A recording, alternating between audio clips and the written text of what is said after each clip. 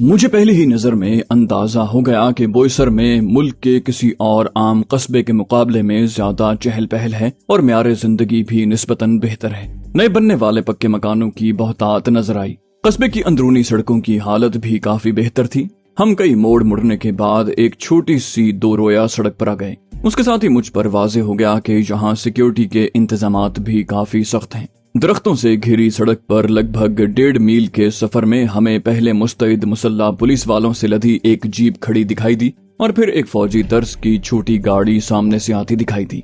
एक बोर्ड से पता लगा कि हम इलाका ममनुआ में दाखिल हो रहे हैं, ताहम किसी ने हमें रास्ते में रोकने टोकने की कोशिश न की। रतन ने असलम अली को एक चौराहे से दाएं तरफ गाड़ी मोड़ने की हिदायत की। गाड़ी ने जैसे ही मोड़ काटा, फरलांग भर आगे सड़क के दोनों तरफ 40-50 दुकानों का एक बाजार दिखाई दिया, जबकि उनके दरमियान से गुजरकर आगे बढ़ने वाली सड़क एक बुलंदोबाला आहनी फाटक पर खत्म हो रही थी, जिसके आर पार फौलादी गार्ड का एक बैरियर दिखाई दे रहा था। हमारी गाड़ी जैसे ही फाटक के करीब पहुंची, 2 मुसल्ला फौजी खुदकार राइफलें संभाले आगे बढ़े। असलम अली ने गाड़ी बैरियर के पास रोकी तो उन दोनों में एक फौजी ने अपनी राइफल की नाल का रुख गाड़ी की तरफ कर दिया, जबकि दूसरा आगे बढ़कर ड्राइविंग साइड पर आ गया। इससे पहले कि वो कुछ बोलता, रतन ने अंग्रेजी में बारोब लहजे में कहा, सिक्योरिटी इंचार्ज मेजर गौरव महादेव या उनके असिस्टेंट कैप्टन ईश्वर लाल को बताओ कि प्रोजेक्ट एडमिन रतन आए हैं। रतन का नाम सुनते ही वो फौजी जवान चौंका और उसने जल्दी से रतन को सलूट किया और फिर एहतराम आमेज लहजे में कहा, खुशामदीद मिस्टर रतन। अगले ही लम्हे वो पीछे मुड़ा और तेज कदमों से जाकर फौलादी बैरियर का एक आंकड़े में फंसा आखिरी सिरा आजाद कर दिया। दूसरे सिरे पर मौजूद भारी वजन की वजह से बैरियर खुद ब खुद ऊपर उठ गया। रतन ने फखर आमेज नजरों से पहले असलम अली को और फिर मुझे देखा। मैं इस दौरान में बैरियर उठने और नीचे होने की कार्रवाई बगौर भांप रहा था। फिर भी मैंने मुनाफिकत का भरपूर मुजाहिरा करते हुए यूं जाहिर किया जैसे मैं उसकी शान और मर्तबे से मरूब हो गया हूँ। असलम अली ने गाड़ी अंदर बढ़ाई, मगर रतन के इशारे पर दाएं तरफ सड़क से जरा हटकर बनी 2 कमरों पर मुश्तमिल एक छोटी सी इमारत के सामने रोक दी, जिसकी पेशानी पर सिक्योरिटी ऑफिस तहरीर था। रतन ने इमारत के खुले दरवाजे के सामने इस्तादा मुसल्ला फौजी को इशारे से अपनी तरफ बुलाया। वो सिपाही चेहरे से गुरखा नजर आ रहा था। रतन ने उसी बारोब लहजे में उससे पूछा, इस वक्त मेजर गौरव ड्यूटी पर हैं या कैप्टन ईश्वर लाल? उसने पहले की तरह अंग्रेजी में पूछा था। गुरखे फौजी ने अपने अफसरों का नाम सुना तो मुस्तैद होकर बोला, मेजर साहब की ड्यूटी है सर। रतन ने कहा, उन्हें मेरा सलाम पहुंचाओ और कहो कि रतन जी आए हैं, 1 मिनट के लिए मिलने आ जाएं। गुरखे ने ताबेदारी से हाँ में सर हिलाया और सिक्योरिटी ऑफिस में चला गया। उसके नजरों से ओझल होने के बमुश्किल 1 मिनट के बाद एक दराज कद मगर फरबही माइल जिस्म वाला अधेड़ उम्र क्लीन शेव शख्स उस दरवाजे से बरामद हुआ। तेज तेज कदमों से गाड़ी की तरफ बढ़ा। उसकी रंगत गंदुमी और नकूश तीखे थे। बढ़ती उम्र और तेजी से कम होते बालों के बावजूद वो खासा वजीह दिखाई दे रहा था। मुझे वो कुछ मकबूल हीरो भारत भूषण से मुशाबे लगा। वो सीधा रतन की तरफ वाली खिड़की की तरफ आया और हाथ जोड़कर पुरजोश लहजे में उसे प्रणाम किया। रतन ने भी अपनायत भरे लहजे में जवाब देकर अंग्रेजी में उसकी खैरियत दरियाफ्त की। मेजर गौरव ने कहा, मैं बिल्कुल ठीक हूँ रतन जी, एकदम चाको चौबंद। आप कैसे हैं? पूर्णिमा जी कैसी हैं? रतन ने कहा, मैं भी ठीक हूँ और तुम्हारी पूर्णिमा भाभी भी मजे में है। उसने लफ्ज तुम्हारी और भाभी पर खुसूसी जोर नहीं दिया, मगर जाने क्यों मुझे लगा कि वो जैसे मेजर गौरव को ये याद दिलाना बल्कि जताना चाहता हो। मैंने गहरी तवज्जो से देखा तो अंदाजा हो गया कि मेजर गौरव कुछ खफीफ सा हो गया है। ये मुख्तसर सा मुकालमा और मेजर के तासुरात में हल्की सी तब्दीली ने मुझे इशारा दिया कि मेरे जहन में पैदा होने वाला शुबा बेबुनियाद नहीं है। पूर्णिमा के यहाँ मुख्तसर कयाम के दौरान में शायद ये खूबरू फौजी अफसर रतन की तरफ से नाकदरी के बायस प्यार के लिए तरसी हुई पूर्णिमा की तवज्जो का मरकज बन गया होगा, या फिर शायद इस मेजर ने उस पर किस्मत आजमाई की होगी। पूर्णिमा ने खुदा जाने उसकी फिदायाना नजरों की पजीराई की थी या नहीं, मगर रतन की तरफ से चुपते जुमले ने ये जरूर बता दिया था कि पूर्णिमा ने मेजर गौरव की तरफ से पेशरफ्त के बारे में रतन को जताकर उसे अंगारों पर लौटने का मौका जरूर दिया होगा। तभी मुझे लगा कि मेजर गौरव ने रतन से बातें करते हुए असलम अली और मेरा गहरी नजरों से जायजा लिया है। मुझे अपने वजूद में इस तरह की लहर दौड़ती महसूस हुई। उधर रतन ने भी मेजर गौरव की नजरों से झलकता खामोश सवाल पढ़ लिया। उसने पुरएतमाद लहजे में कहा, फिक्र न करो मेजर, काबिल एतमाद हैं दोनों। ये मेरा जाती ड्राइवर चंद्र है। दफ्तर का ड्राइवर रघुवंशी बाप की बीमारी की वजह से छुट्टी पर गाँव चला गया है और कोई माहिर ड्राइवर दस्तयाब न होने की वजह से मुझे इसे साथ लाना पड़ा। और ये पूर्णिमा के भाई भावेश हैं, बड़ौदा के रहने वाले हैं। पूर्णिमा से मिलने आए थे तो मैं इन्हें इलाका घुमाने के लिए साथ ले आया। मेजर गौरव ने एक बार फिर गौर से मुझे देखा और कहा, हाँ शेखर ने मुझे बताया था, मगर रतन जी मुझे ये बात समझ नहीं आई। भावेश जी आपकी पत्नी के भाई कैसे हो सकते हैं? जहाँ तक मुझे मालूम है ब्रिगेडियर साहब का तो कोई भाई नहीं। रतन कदरे गड़बड़ाया मगर उसने फौरन ही अपने आप को संभाल लिया। बोला, ठीक निशानदही की है मेजर गौरव आपने। ये पूर्णिमा के सगे भाई नहीं बल्कि फूफीजाद हैं, मगर वो इन्हें हकीकी मानों में सगे भाई का दर्जा ही देती हैं। खुदा जाने वो किस हद तक कायल हुआ होगा। मगर मेजर गौरव ने इस बात में गर्दन हिलाकर कहा, ठीक है, मैं कैप्टन ईश्वरलाल और अपने स्टाफ को बता दूंगा। फिर वो मेरी तरफ मुतवज्जे होकर नाकिस से गुजराती में बोला, भावेश जी आपको स्टाफ कॉलोनी से बाहर जाना हो तो मुझे या कैप्टन ईश्वरलाल को बताकर जाइएगा। हम आपको आर्जी एंट्री पास बनाकर दे देंगे ताकि आपको दोबारा दाखिले में मुश्किल ना हो। मैंने पूरे एतमाद लहजे में अंग्रेजी में जवाब दिया, कहा आपकी करम नवाजी है मेजर गौरव। मुझे स्टाफ कॉलोनी के बाहर वाले बाजार या कस्बे की तरफ जाना हुआ तो पहले आपके हुक्म के मुताबिक सिक्योरिटी ऑफिस में हाजिरी लगवाऊंगा। मेरी जबान से गैर मुतवक्के तौर पर इतनी ठेठ अंग्रेजी सुनकर वो चौंका। फिर अपनी खिफ़त छुपाने के लिए जल्दी से रतन से मुखातिब हुआ। बोला, ड्राइवर चंद्र का सिक्योरिटी कार्ड तैयार है रतन जी, अगर जहमत न हो तो ऑफिस में आकर ले लें और हमारे साथ चाय भी पी लें। रतन ने कदरे हिचकिचाहट के साथ कहा, इस वक्त चाय का मूड नहीं है, कुछ थकन भी हो रही है, तुम चंद्र का सिक्योरिटी कार्ड यहीं ले आओ। जवाब में मेजर गौरव ने कदरे सपाट लहजे में कहा, माजरत चाहता हूँ रतन जी, मैं कानून के हाथों मजबूर हूँ। आपको सिक्योरिटी कार्ड की वसूली पर रजिस्टर में एंट्री के सामने साइन करने होंगे, बस 2-3 मिनट की बात है। कदरे हिचकिचाहट के बाद रतन दरवाजा खोलकर गाड़ी से उतरने लगा। मुझे अपने वजूद में यकलख्त इज़्तिराब की लहर दौड़ती महसूस हुई। मैं बिना सोचे समझे गाड़ी से उतर पड़ा। उन दोनों ने बैक वक्त सवालिया नजरों से मुझे देखा। मैंने रतन को मुखातिब करके हल्के फुल्के लहजे में कहा, बहुत देर से पेशाब रोके बैठा हूँ, साथ प्यास भी लग रही है, आप इत्मीनान से सिक्योरिटी कार्ड वसूल करें, मैं इतने में अपना काम कर लूं। रतन ने हाँ में गर्दन हिलाई और सिक्योरिटी ऑफिस की तरफ बढ़ा। मेजर भी उसके साथ था।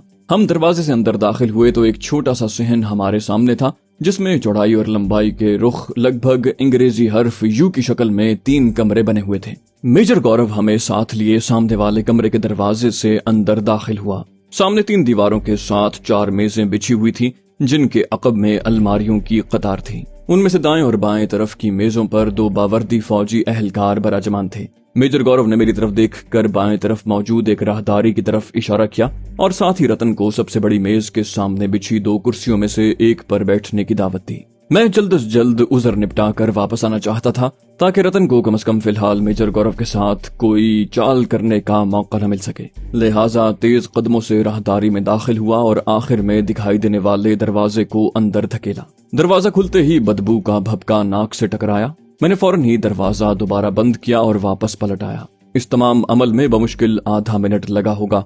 मैं लंबे डग भरता राहदारी के इब्तिदा में पहुंचा।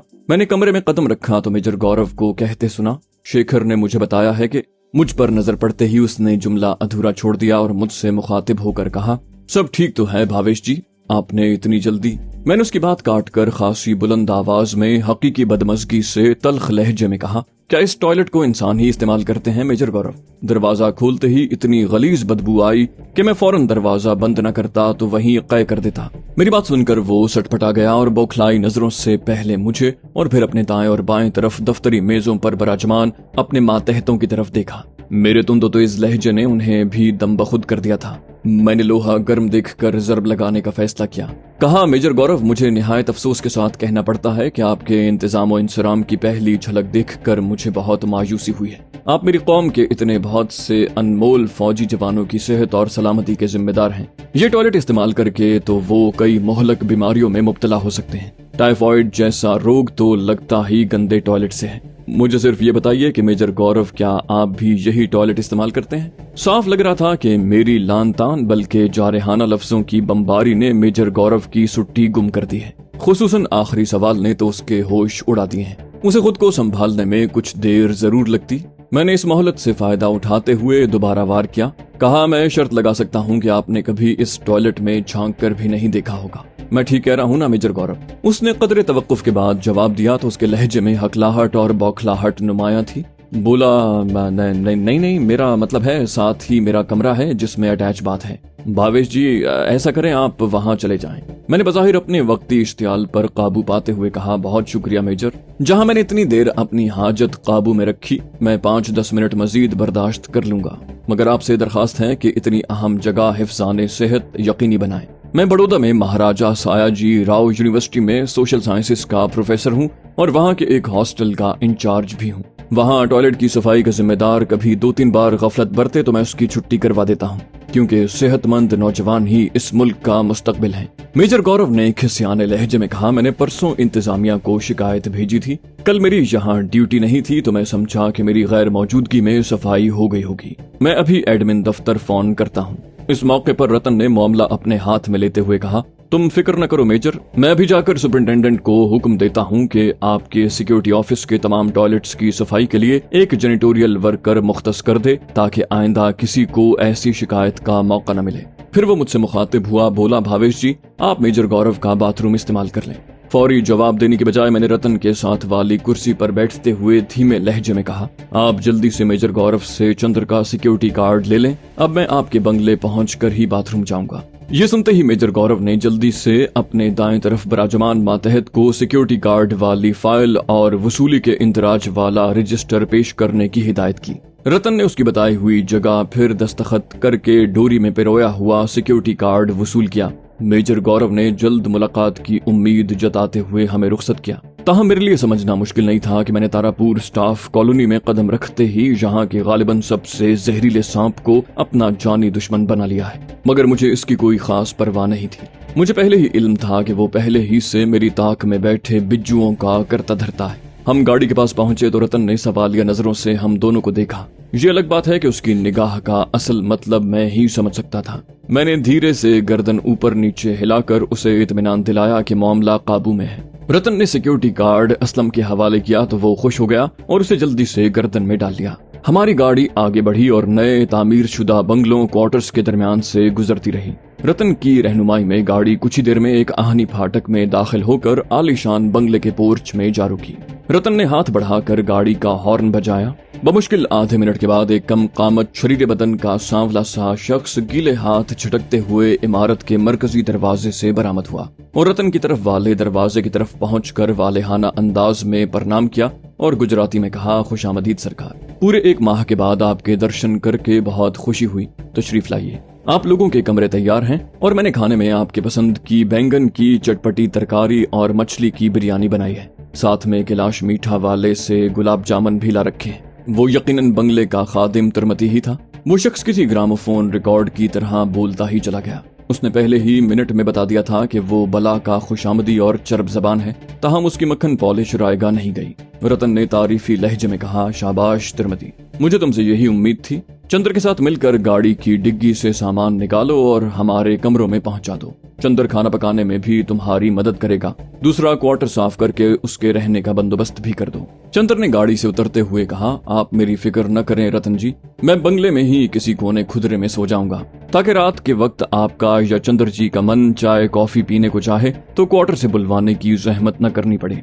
तिरमती ने कहा, चलो ठीक है, मैं बावर्ची खाने के साथ वाला कमरा ठीक कर देता हूँ। वहाँ पहले ही चारपाई मौजूद है और पंखा भी। पहले वाले अफसर का बावर्ची वहीं रहता था। रतन ने गर्दन हिलाकर उसकी तायद की। हम दोनों इमारत में दाखिल हुए तो एक कुशादा मगर सूरत के बंगले के मुकाबले में कम आरास्ता नशिस्तगाह हमारे सामने थी। हमें वहाँ ठहरे कुछ ही देर हुई थी कि तिरमती और चंद्र तमाम सफरी सामान साथ लिए वहाँ पहुँच गए। तिरमती ने कहा, मैंने भावेश जी के लिए आपकी ख्वाबगाह के सामने वाला कमरा तैयार किया है सरकार, उम्मीद है इन्हें पसंद आएगा। दोनों कमरों के एयर कंडीशनर भी चला दिए हैं। गर्मी में थका देने वाला लंबा सफर करके आए हैं, खाने के बाद आराम कर लेना। रतन ने उसके पीछे पीछे चलते हुए कहा, नहीं तिरमती, मुझे तो खाने के फौरन बाद प्लांट जाना है। तिरमती ने मुख्तसर सी राहदारी में आगे बढ़ते हुए कहा, 1 घंटा 1.5 आराम कर लेने से तबीयत हशाश बशाश हो जाएगी सरकार। थोड़ी देर से प्लांट चले जाएंगे तो किस में जरूरत है कि आपसे पूछगिछ करें।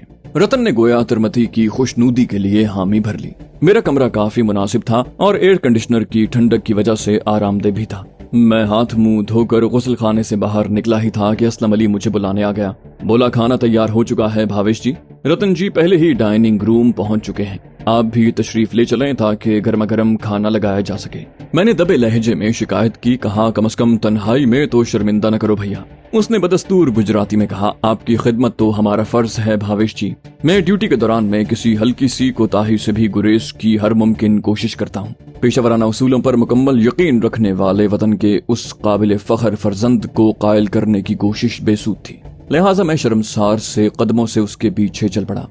नशिस्तगाह से मुंसलिक बड़ा सा कमरा डाइनिंग रूम के तौर पर इस्तेमाल होता था। वहां आबनूस की लकड़ी की एक बड़ी सी बेजवी मेज के गिर्द जदीद तर्ज की 8 कुर्सियां रखी थीं, जिनमें से एक पर रतन बराजमान था। मुझे बिठाकर असलम अली बावर्ची खाने की तरफ चल दिया। कुछ ही देर में हमारे सामने खाने सजा दिए गए, जिनसे निकलने वाली इश्तिहा अंगेज खुशबू से डाइनिंग रूम महक उठा था।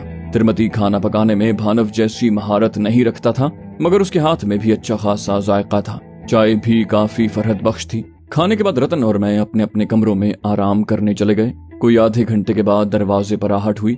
मैं चौंक कर उठ बैठा। रतन को अंदर दाखिल होते देखकर मैंने इत्मीनान का सांस लिया।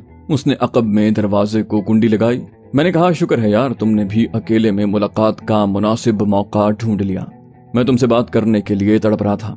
उसने मेरे पास बैठते हुए शरारती लहजे में कहा, क्यों मजाक करते हो? ठंडे ठार कमरे में मजे से आराम कर रहे हो और कह रहे हो कि तड़प रहा था। मैंने खफीफ सा होकर कहा, यार क्यों टांग खींच रहे हो? अच्छा ये बताओ, रतन तो इधर नहीं आन टपकेगा। हम दोनों के ताल्लुक का उसके सामने पोल खुल गया तो हमारा सारा खेल बिगड़ जाएगा। असलम अली ने मुतमईन लहजे में कहा, फिक्र न करो, मैं 10 मिनट पहले उसी के कमरे से आया हूँ। मैं वहां से निकला तो वो बुरी तरह ऊँघ रहा था। अब तक तो वो गहरी नींद सो चुका होगा। उसने मुझे हिदायत की है कि मैं 1.5 घंटे बाद उसे जगा दूं। वैसे भी वो मुझे तुम्हारे साथ घुल मिल कर बातें करते देखकर बिल्कुल मशकूक नहीं होगा, बल्कि मुझे शाबाशी देगा और शायद मजीद 5-10 रुपए इनाम में भी दे डाले। मैंने सचमुच हैरानी से उसके मुस्कुराते चेहरे की तरफ देखा। कहा, मैं तुम्हारी बात का मतलब नहीं समझा।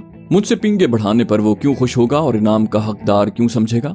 उसने हंसते हुए कहा, इसलिए भाईजान कि ये सब मैं उसी की हिदायत की तामील में कर रहा हूँ। उसी ने कहा है कि तुमसे दोस्ताना ताल्लुक करके तुम्हारी असलियत का पता लगाने और तुम्हारे इरादों की सुनगुन लेने की कोशिश करूं।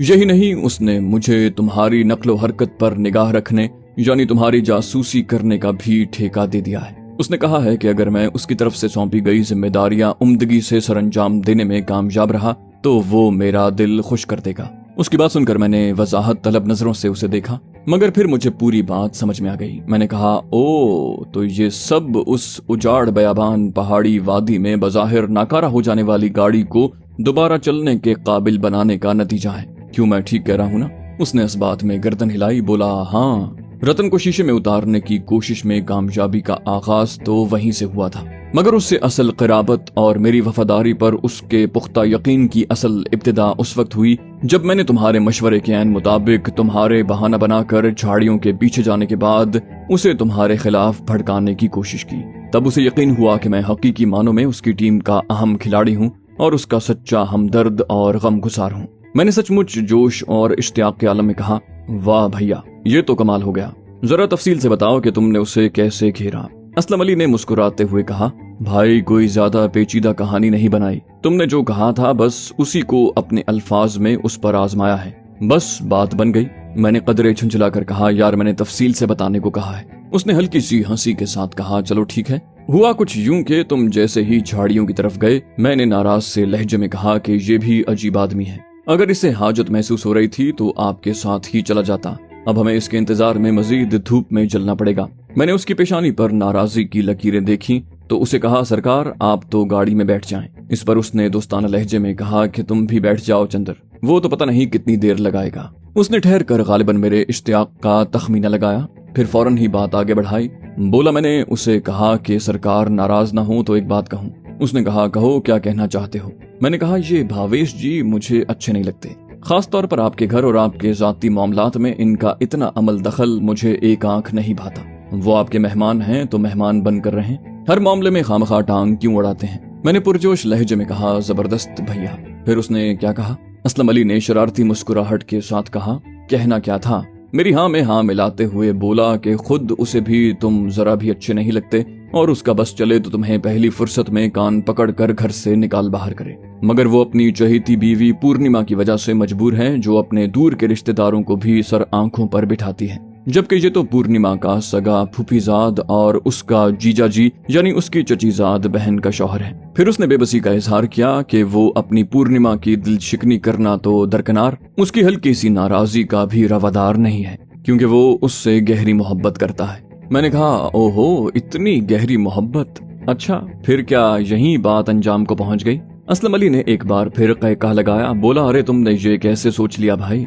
मुझे पहले ही पता था कि मेरे पहले एतराज पर वो क्या जवाब देगा, इसलिए मैंने अपने पास छुपा कर रखा हुआ तुरुप का पत्ता भी फेंक दिया। मुझे कुछ अंदाजा था कि उसकी बात का क्या मतलब है, मगर मैंने उसे बोलने का मौका देना मुनासिब समझा। उसने उसी हल्के फुल्के लहजे में कहा, मैंने रतन से पहले की तरह पेशगी माफी तलब की कि अगर नाराज ना हो तो एक ऐसी बात कहने लगा हूँ जो मेरी नजरों ने देखी और अक्ल ने समझी है, मगर मुझे हैरत है कि इतने अक्लमंद और जहां दीदा होने के बावजूद अभी तक नहीं भांप पाए। उसने जैसे ही तवक्कुफ किया, मैंने उस पर दाद के डोंगरे बरसा दिए। उसने सिर्फ मुस्कुराने पर इक्तिफा किया और बोला। मेरी बात सुनकर वो चौंका और पूछा कि तुम्हारी इस बात का मतलब क्या है? मैंने कहा, सरकार यकीन करें, सिर्फ आपका खैर खा होने की वजह से अपना मुशाहिदा बयान करने की जुर्रत कर रहा हूँ, मगर ये दुआ भी करता हूँ कि भगवान मेरे अंदाजों को गलत साबित कर दे। मैंने कहा, वाह भाई वाह, कमाल चाबुकदस्ती से उसका इश्तियाक भड़काया है भैया। उसने मजीद क्या रद्द अमल जाहिर किया? असलम ने कहा, बस यूं समझ लो कि वो मेरी बात सुनकर गोया तड़प उठा। मेरा ख्याल है वो समझ चुका था कि मैं क्या कहने वाला हूँ, फिर भी उसने मुझे बोलने का मौका दिया। मैंने जानबूझकर कुछ दबे दबे और मोहतात लहजे में कहा कि मुझे पूर्णिमा जी के किरदार की मजबूती पर कोई शक व शुबा नहीं है, मगर बहरहाल खवातीन मर्दों की तरफ से पजीराई से लाताल्लुक नहीं रह सकती, और जब किस्मत आजमाई करने वाला भावेश की तरह खतरनाक हद तक चर्ब जबान हो तो किसी खातून के लिए अपनी मुदाफियत बरकरार रखना आसान नहीं होता। मुझे लगता है आपका ये मेहमान आपकी बेगम को वरगलाने की मुसलसल कोशिश कर रहा है और काफी हद तक कामयाब भी हो चुका है। असलम अली ने फातिहाना नजरों से मुझे देखा।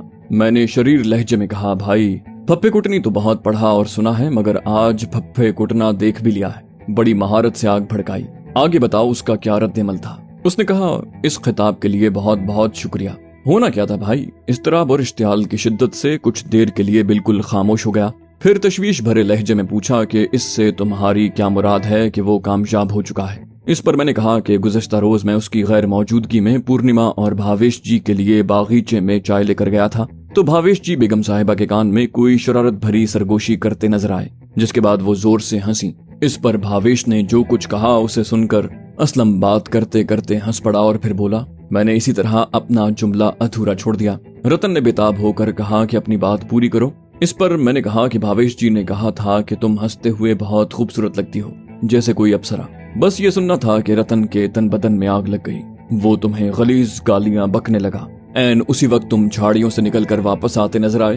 तुम्हें देखकर उसने जबान तो रोक ली, मगर उसका पारा बुरी तरह चढ़ा हुआ था। मैंने हंसते हुए कहा, मैंने उसी वक्त अंदाजा लगाया था कि तीर निशाने पर लगा है, मगर मुझे ये अंदाजा नहीं था कि तुम इस मौसर अंदाज में उसे भड़काने में कामयाब हो जाओगे।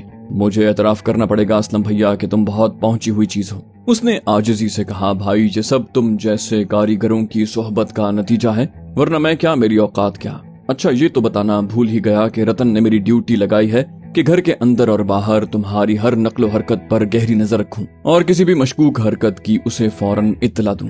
मैंने कहा, ये तो खैर तुम्हारे फराइज मनसबी में अब सबसे ऊपर होगा।